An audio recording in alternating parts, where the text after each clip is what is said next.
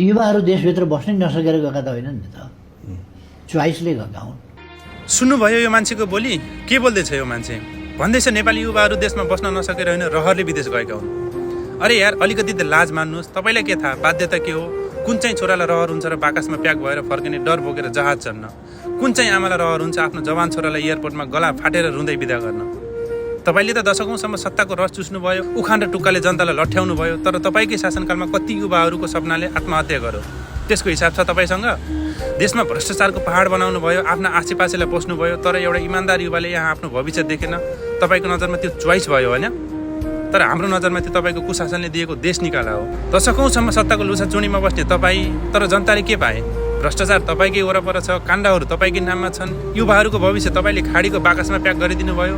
तपाईँले देश बनाउनु भएन, तपाईँले त केवल आफ्नो वरिपरि एउटा भक्तहरूको झुन्ड बनाउनु भयो, जसले तपाईँको हरेक गल्तीमा ताली बजाउँछन्।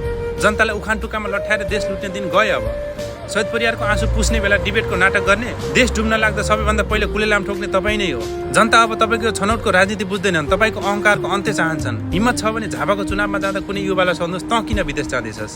जवाब तपाईँको उखानभन्दा धेरै तितो हुनेछ। याद राख्नुहोस्, जुन युवालाई तपाईँले रहरी गएको भन्नुभयो नि, तिनी युवाहरूको रेमिट्यान्सले तपाईँको यो कुर्सी र देश टिकेको छ। अब युवा जागेका छन्, तपाईँको राजनीतिक पसल बन्द हुने बेला आएको छ।